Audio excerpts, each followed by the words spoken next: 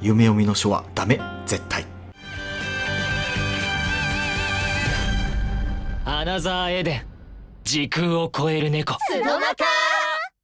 お久しぶりでございます。秋野でございます。今回はつぶらの玉で交換すべきものについてお話しできればなと思います。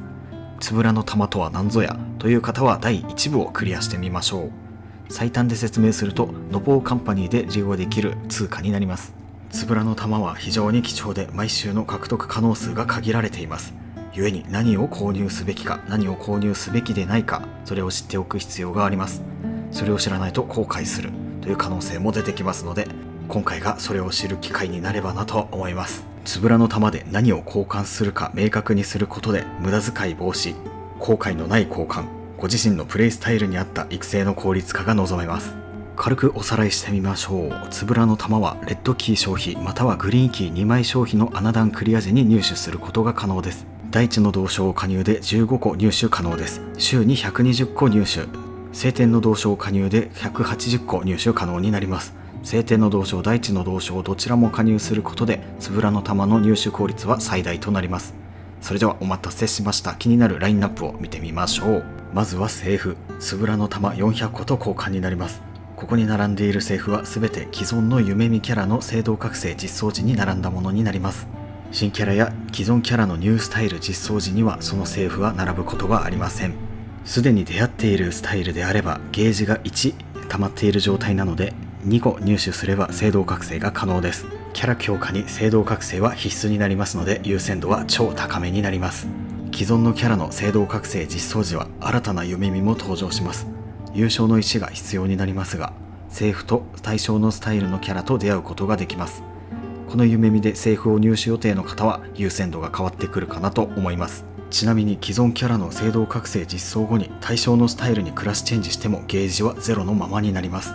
星4やアナザースタイルのみいる場合は、公式の発表後すぐにクラスチェンジすることをお勧めいたします。特にユーイン、ユナはしっかりぶっ壊れているので非常におすすめです。聖堂覚醒の使用上恩恵を受けるために天命値は最低15以上は必須となります。星4で出会ったキャラなどを聖堂覚醒する際は覚えておきましょう。続きまして各スタイルの回転移設についてですが、こちらはあまりおすすめはできません。今この瞬間に必要な場合を除き、穴段周回で狙うことを推奨します。確かにセスタ、チルリル、ミナルカなどスタイルチェンジで強力になるキャラがいるので欲しくなるかなと思いますが、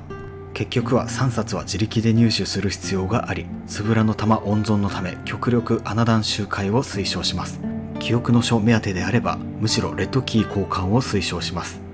詩編その他の書についても同様で穴段周回を推奨します。現在は冒険の仲間のクラスチェンジに必要な書物の数が10から5に減少したことで、よりクラスチェンジが楽になりました。つぶらの玉を温存したいところではありますが、どうしても忙しいという方はアルドやギルドナの詩編を交換するのはありかもしれません。ここからは毎週再度交換可能になるアイテムについて見てみましょう。バルドパルスは必要数に上限があり、6時間に1入手可能になってくるので、こちらで購入する必要はありません。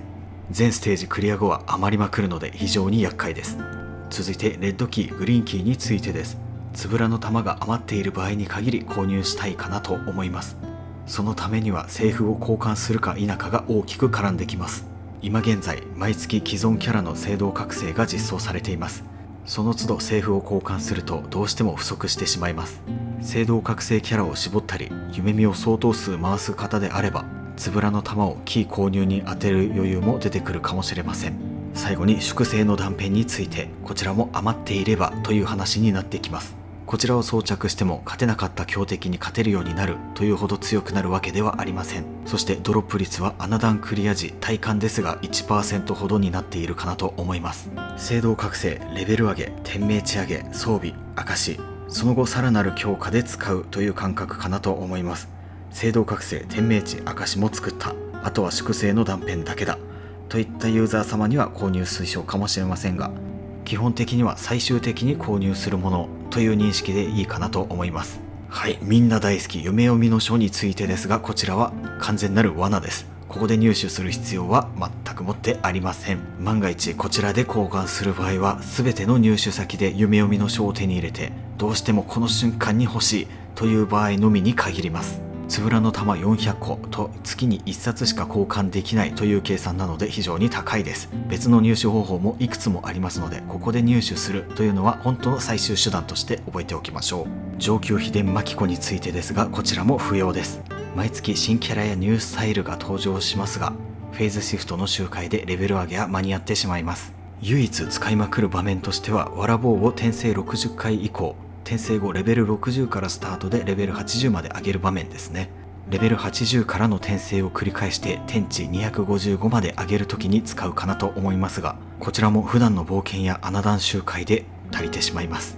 最後になります。レア素材について、こちらも基本的には不要になります。黄金のキノコ、黄金の芝はそれぞれリトルグリッター、アポロハープ、こちらの武器強化素材となります。ミーユとシエルの専用武器になりますが、今後の聖堂覚醒に期待を込めて強化するにしても、レアエリアのフィアー素材を集めたり、穴段で通常ドロップする相当数の素材を集める必要があります。こちらもつぶらの玉を交換するよりは穴段周回をおすすめします。そして異教装備のレア素材になりますが、打ち直し強化も実装されたということで、実際に強くなった武器ではありますが、実際労力に見合うほどではない。そしてその他素材も何十周も周回して入手する必要があります。はい、こちらも穴段周回をおすすめします。はい、ということで、まずはセーフを優先的に交換することをおすすめします。セーフを省略する場合はキーまたは粛清の断片、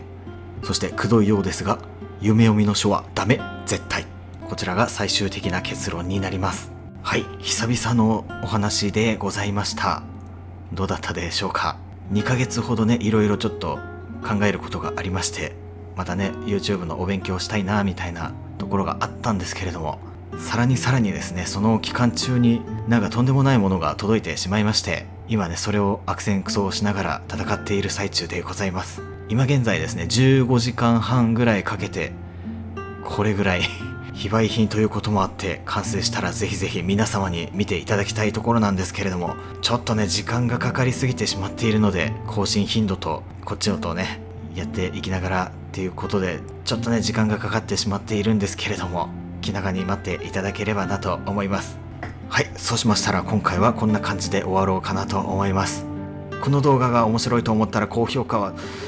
大丈夫です。チャンネル登録も大丈夫です。よかったらコメントの方も大丈夫です。バイバイ。